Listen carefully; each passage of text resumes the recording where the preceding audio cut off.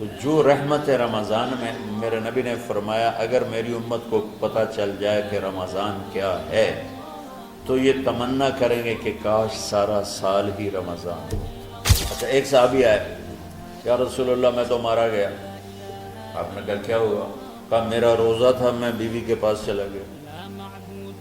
آپ نے کہا تو پھر تو غلام آزاد کر، کفارہ دے۔ کہا جی میں تو خود غریب آدمی ہوں، غلام کہاں سے آزاد خریدنا پڑے؟ آپ نے فرمایا پھر آخری ہے کہ 60 روزے مسلسل رکھنے ہوتے ہیں جو کفارے کے ہوتے ہیں۔ وہ کہنے لگا ایک روزے چاہے کم کیتا ہے 60 روزے جو میں کی کروں۔ آپ نے کہا ادھر آ، یہ کھجوریں لے جا اور 60 گھروں میں تقسیم کر دے۔ کہنے لگا یا رسول اللہ، اللہ کی قسم مدینے میں مجھ سے غریب کوئی نہیں، آپ ایسا کرو یہ میرا کفارہ مجھے ہی صدقہ کر دو۔ تو آپ اتنا ہنسے کہ یہ آخری دانت نظر آنے لگے۔ بہت کم ایسا ہوتا تھا۔ رمضان علم کا مہینہ ہے، سونے کا نہیں ہے، کھانے کا نہیں ہے، سموسے پکوڑے کا نہیں ہے، رمضان علم کا مہینہ۔ یہ رمضان کی سب سے بڑی تیاری، مشکل کام آپ یہ سیکھ لیں۔ صاف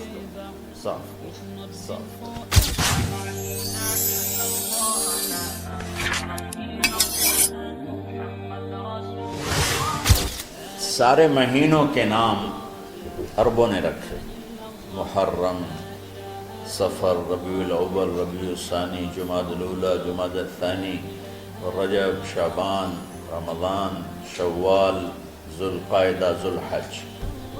اس میں جو رمضان ہے یہ نام اللہ نے رکھا، باقی مہینوں کے نام تو رکھے عربوں نے۔ پھر ان کی زبان پہ اللہ لایا رمضان، چونکہ ابھی تو دنیا بھی نہیں بنی تھی اور اللہ نے قرآن کی تلاوت فرمائی تھی، تو اس قرآن میں تھا شہر رمضان الذی انزل فیہ القرآن۔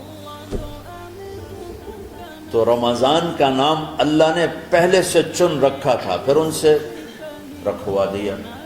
رمضان کہتے ہیں رمض یرمض، جل جانا، جل جانا۔ رمضان کو رمضان کیوں کہتے ہیں؟ اس میں گناہ جل جاتے ہیں۔ مسلمان پہلا روزہ رکھتا ہے اور اس کے گناہ اللہ جلانا شروع کرتا ہے، اس کی بھوک پیاس کی آگ میں گناہوں کو ڈالتا ہے، جلاتا ہے۔ آخر 29 رمضان یا 30 رمضان آخری رات اللہ تعالیٰ اس کی پچھلے سال کے سارے گناہ معاف فرما دیتا ہے۔ تو اس کو اس سے تشبیہ دی گئی کہ جیسے جلنے سے چیز ختم ہو جاتی ہے، رمضان کے روزے کی بھوک اور پیاس کی تپش سے اللہ تعالیٰ پچھلے سال کے سارے گناہوں کو معاف فرما دیتا ہے۔ تو ہم نے رمضان میں شروع کی کہ یہ رحمتوں کا مہینہ، ہر چیز کی برکت کا مہینہ، ہر شے کی اللہ کی طرف سے فراوانی اس میں ہے، علم کی بھی، ہدایت کی بھی، رزق کی بھی۔ پھر اللہ نے اس مہینے کا نام خود رکھا شہر رمضان، شہر رمضان۔ اس میں شب قدر رکھی، اس میں رات کی ایک نماز۔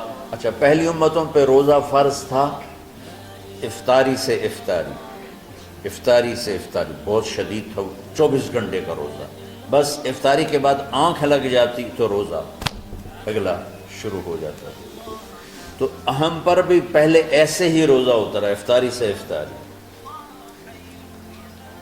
تو ابن سرمہ رضی اللہ تعالی عنہ اونٹ چرانے والے تھے، وہ شام کو لوٹے تو بیوی سے پوچھا کوئی افطاری کا سامان ہے؟ انہوں نے کہا ہے تو نہیں، میں کہیں سے لے آتی ہوں۔ وہ گئیں افطاری کا کوئی سامان لینے، ان کو تھوڑی دیر ہو گئی اور ان کی آنکھ لگ گئی، تھکے ہوئے تھے، سورج ڈوب گیا۔ جب وہ آئیں تو ان کا ہائے سرمہ تو ہلاک ہو گیا۔ کیا ہوا؟ کہا اگلا روزہ شروع ہو کیونکہ تیری آنکھ لگ گئی۔ تو انہوں نے کہا چلو کوئی بات نہیں، لیکن ظہر کے وقت بے ہوش ہو گئے۔ ایک روایت میں آتا ہے نماز پڑھنے آئے اور گر گئے، اور ایک میں آتا ہے گھر میں بے ہوش ہوئے۔ تو جو بھی صورتحال تھی اللہ کے نبی کو پتہ چلا۔ کیا ہوا؟ سرمہ کو کہا جی وہ افطاری کر نہیں سکے تو روزہ شروع ہو گیا تو بے ہوش ہو گئے. تو اللہ کے نبی رنجیدہ ہوئے تو اللہ تعالیٰ نے قرآن اتار دیا، چلو میرے محبوب ساری رات کھاؤ حتیٰ یتبین لکم الخیط الابیض من الخیط الاسود من الفجر، کہ میرے محبوب صبح صادق تک آپ کی امت کو اجازت ہے کھاؤ. پہلی امتوں پر افطاری سے افطاری، لیکن ان کی نماز تراویح نہیں تھی. تو ہمیں اللہ تعالیٰ نے دیا سحری تک پوری رات. اچھا ایک صحابی آئے، یا رسول اللہ میں تو مارا گیا. آپ نے کہا کیا ہوا؟ کہا میرا روزہ تھا، میں بیوی کے پاس چلا گیا. آپ نے کہا تو پھر تو غلام آزاد کر، کفارہ دے.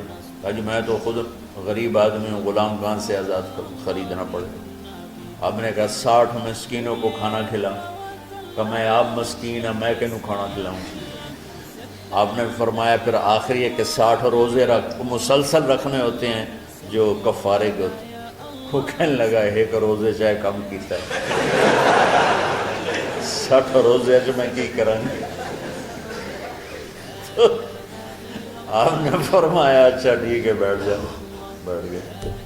تھوڑی دیر ہوئی تو ایک انصاری صحابی کھجوروں کا ٹوکرا لے کر آیا کہ یا رسول اللہ یہ صدقے کی کھجوریں تقسیم فرما دیں. تو آپ نے فرمایا بھائی وہ کدھر ہو؟ کہا جی بیٹھا ہوں. آپ نے کہا ادھر آ، یہ کھجوریں لے جا اور 60 گھروں میں تقسیم کر دے. سبحان اللہ. اللہ نے اس امت کو لاڈ لڈائے ہیں، یہ اللہ کی لاڈلی امت. عجیب واقعہ یہ. کہنے لگا یا رسول اللہ اللہ کی قسم مدینے میں مجھ سے غریب کوئی نہیں، آپ ایسا کرو یہ میرا کفارہ مجھے ہی صدقہ کر دو. تو آپ اتنا ہنسے کہ یہ آخری دانت نظر آنے لگے. بہت کم ایسا ہوتا تھا. فَضَحِكَ حَتَّى بَدَتْ نَوَاجِذُهُ. ایسا ہنسنا آپ کبھی کبھی ہنستے تھے کہ آخری دانت پورا منہ کھل جائے. تو آپ اتنا ہنسے کہ آخری دانت تک نظر آنے لگے. تو آپ نے کہا اچھا جا لہجہ تیرے واسطے، لیکن یہ صرف تیرے لیے اور کسی کے لیے نہیں.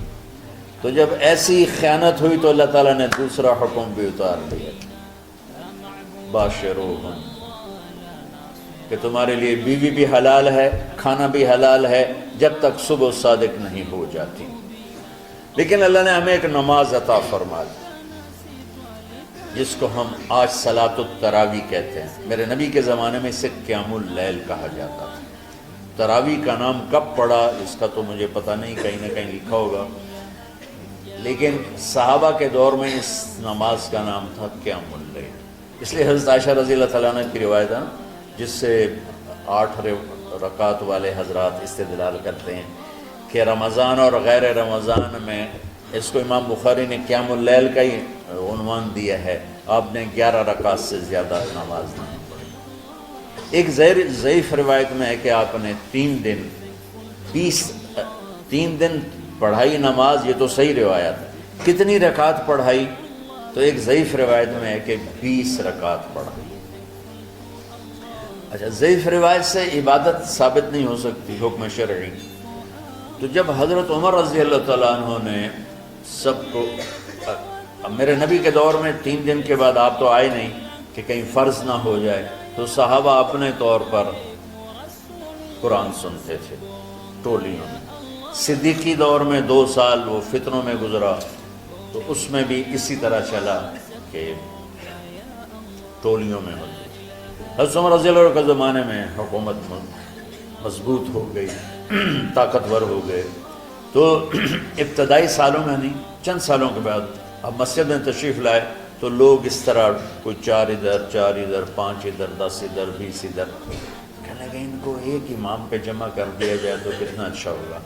تو آپ نے سب کو اکٹھا کیا اور ابی بن کعب رضی اللہ تعالیٰ عنہ کو امام بنایا اور سب کو ایک نماز پہ جمع کر کے 20 رکعت کا حکم عطا فرمایا.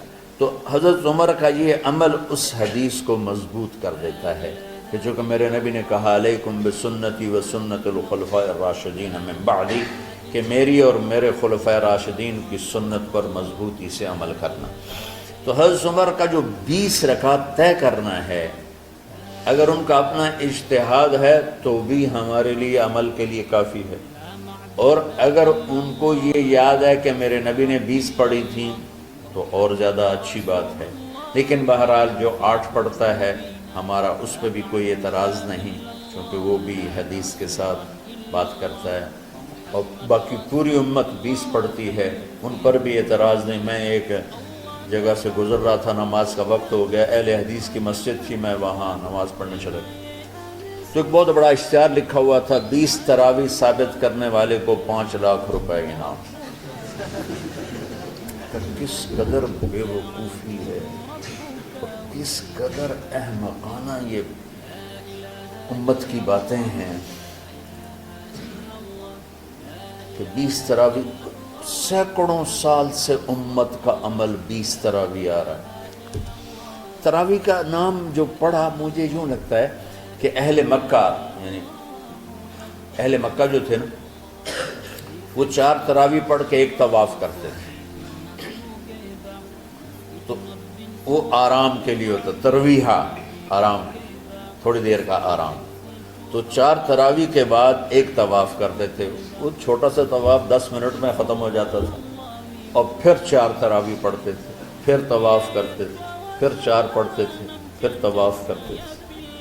یہ صحابہ کے تھوڑے بعد کے دور کی بات۔ تو مدینے والوں کو پتہ چلا کہ مکے والے تو یہ کرتے ہیں، وہ کہنے لگے اساں کی کریے، انہوں نے کہا اسی 40 تراویح پڑھا، 40 رکعت، وہ 40 رکعت پڑھتے تھے۔ تو نوافل میں کوئی سختی نہیں کہ بھائی 8 سے زیادہ نہیں پڑھنی، بدعت ہو جائے گی، اور 20 پڑھنا بدعت ہے، یہ سب جہالت کی بات ہے۔ اور یہ 8 پڑھ رہے ہیں یہ غلط ہے، یہ بھی حماقت کی بات ہے۔ جو صحیح حدیث سے دلیل پکڑ کے کوئی عمل کرتا ہو تو بھائیو اس سے بحث نہ کیا کرو، مناظرہ نہ کیا کرو، یہ بہت نادانی والی بات۔ آج کل جو یہ ہمارے افطاری کے اوقات ہیں، یہ سورج ڈوبنے کے بھی 2-2.5 منٹ بعد کے ہیں کہ احتیاطاً، ٹھیک ہے چلو احتیاط کر لو کوئی مسئلہ نہیں، لیکن اصل ہے ادھر چونکہ اب سورج ہمیں نظر ہی نہیں آتا ہے، اس طرح ہم گھرے ہوئے ہیں شہروں میں، دیہاتوں میں بھی اب اس طرح کا ماحول ہے کہ وہ نظر نہیں آتا ہے، تو بہتر کہ ادھر سورج غائب ہو ادھر لقمہ منہ میں جائے، لیکن یہ تب ہے جب اب نظر آ رہا ہو۔ اب جب اب یہاں بیٹھے ہو حسنین میں تو یہاں تو کوئی سورج نظر نہیں آئے گا، یہاں تو مینار ہی نظر آئے گا، تو لہٰذا احتیاط ٹھیک۔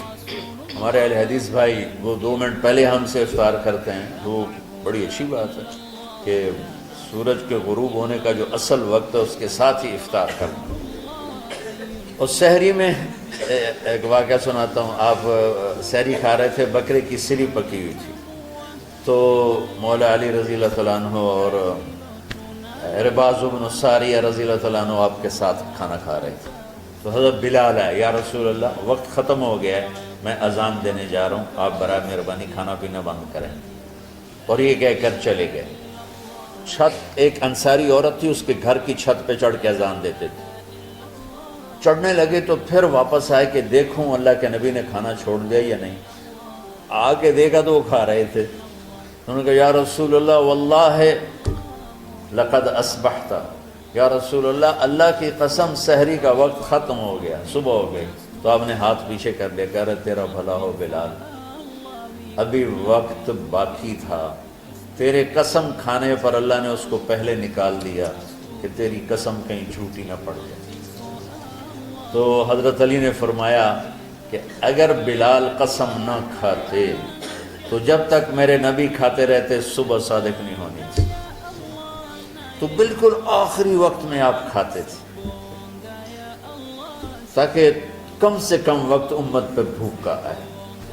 تو اللہ تعالیٰ آپ کے علم میں برکت دے۔ رمضان علم کا مہینہ ہے، سونے کا نہیں ہے، کھانے کا نہیں ہے، سموسے پکوڑے کا نہیں ہے، رمضان علم کا مہینہ۔ تو اب جب دوبارہ تھوڑا سا موسم ٹھنڈک کی طرف گیا اور رات کچھ تھوڑی لمبی ہونے لگی تو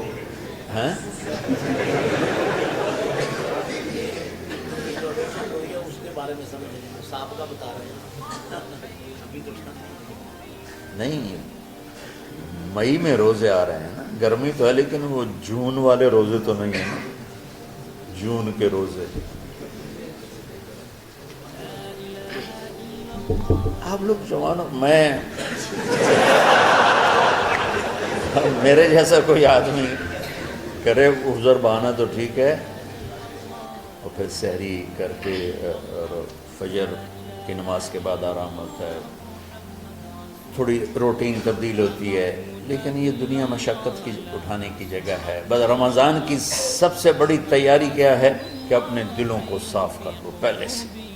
شعبان کی سب سے بڑی تیاری کیا ہے کہ اپنے دلوں کو صاف کر لو، کہ جس دل میں نفرت ہو، بغض ہو، کسی کے لیے غصہ ہو، کسی کے لیے کیا کیا جذبے ہوں، دل صاف کرنا۔ شب قدر اس میں ہے، اللہ کا عرش پہلے آسمانوں پر ہے، سارا دن ساری رات اللہ کے اعلان ہو رہے ہیں، کوئی بخشش چاہنے والا، کوئی معافی چاہنے والا، کوئی رزق چاہنے والا، کوئی ہدایت چاہنے والا، کوئی شفا چاہنے والا، اور فرشتوں کے اعلان ہو رہے ہیں، بھلائی کرنے والے آگے بڑھ، برائی کرنے والے بس کر پہ۔ تو جو رحمت رمضان میں، میرے نبی نے فرمایا اگر میری امت کو پتہ چل جائے کہ رمضان کیا ہے تو یہ تمنا کریں گے کہ کاش سارا سال ہی رمضان ہو۔ تو ہم نے نظام بنایا ہوا ہے، لوگ وہ کر رہے ہیں، وہ روزانہ جھاڑو دیتے ہیں۔ تمہارا دل ایک آنگن ہے، ایک صحن ہے، اس میں بغض، نفرت، حسد، پتہ نہیں کیا کیا گندگیاں آئیں گی اور آتی رہیں گی۔ بچوں ایک کام کرو، جھاڑو پکڑ لو، صاف۔ یا اللہ معاملہ تجھ سے کرنا ہے، لوگوں سے نہیں۔ کسی نے برا کہا، کسی نے غیبت کی، کسی نے گالی دی، کسی نے دھکا دیا، کسی نے حق مارا، کسی نے کچھ کیا، یا اللہ تیرے سبب میں نے اپنے دل کو سب سے صاف کیا، میں نے اپنے دل کو سب سے صاف کیا۔ یہ اتنی بڑی عبادت ہے کہ بڑے بڑے نفلوں والے، تہجد والے، حج عمرے روزے والے تمہیں نہیں پکڑ سکیں، کیونکہ اس کا کرنے والا دنیا میں کوئی نہیں۔ نفل پڑھنے والے تو بے شمار ہیں، عمرے کرنے والے بے شمار ہیں، علماء بے شمار ہیں، حاجی بے شمار ہیں، سخاوت کرنے والے بے شمار ہیں، لیکن اس ٹکڑے کو صاف کرنے والا لاکھوں میں ایک بھی نہیں۔ مشکل کام، آپ یہ سیکھ لیں، صاف کرو، صاف کرو، صاف کرو۔ یہ رمضان کی سب سے بڑی تیاری۔ جس دل میں بغض بھرا ہو، نفرت بھری ہو، حسد بھرا ہو، کینہ بھرا ہو، اس میں خاک آئے، اس میں تو علم کی ایک کرن بھی نہیں آئے۔ اس زبان سے چاہے جتنے مرضی موتی بکھیرے، دل اس کا اندھا ہوگا۔ لا تعمل ابصار ولكن تعمل القلوب التي في الصدور۔ یہ آنکھوں سے اندھے نہیں، دل سے اندھے ہیں۔ تو ساری امت سے کہتا ہوں رمضان کا استقبال کرو، دلوں کو صاف کر کے، نفرتوں کو مٹا کے، مذہبی نفرت، دنیاوی نفرت، رشتوں کی نفرت، بول چال کی نفرت، سیاست کی نفرت، لین دین کی نفرت، ان سب سے اپنے دل کو صاف کرو تاکہ رمضان میں اللہ نے علم اتارا، اللہ تعالیٰ آپ کو علم عطا فرمائے، اور باقی لوگ جو عام دنیا میں زندگی گزار رہے ہیں ان کے دلوں میں اللہ رمضان کا نور اتارے اور اپنے اور ہدایت کا نور اتارے۔ یہ سب سے بڑی تیاری ہے اس کی۔ اور آپ میں جو حفاظ ہیں وہ ترتیب بناؤ، آپ کے اعزازے بنائیں گے، آپ الگ الگ اپنا یہاں ٹولیوں میں بٹ کے، جیسے ماشاءاللہ پہلے ہوتا تھا، اپنا قرآن سناؤ، 10 دن میں سناؤ، ہفتہ میں سناؤ، 20 دن میں سناؤ، 3 دن میں سناؤ، تمہاری مرضی ہے، لیکن یہاں فضا بنے، چاروں طرف قرآن پڑھا جا رہا ہو، تو ایسے صرف دیکھ کر ہی ایمان تازہ ہو جاتا ہے۔ تو جو آپ میں حفاظ ہیں وہ غافل نہ ہونا کہ نو جی میں نے تو اب یاد نہیں ہے،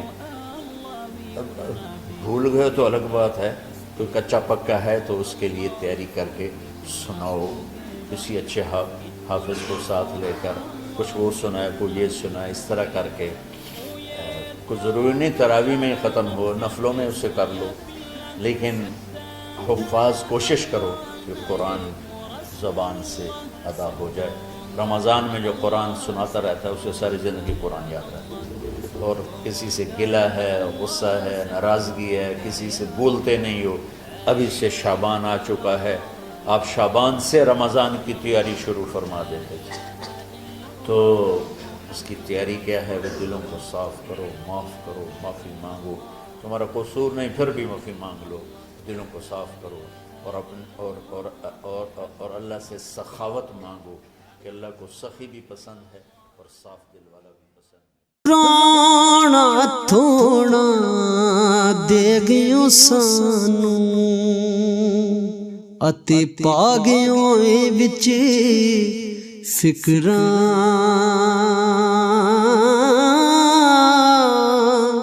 پاٹی لیر پرانی وانگوں تے ٹنگ گیوں وچ ککراں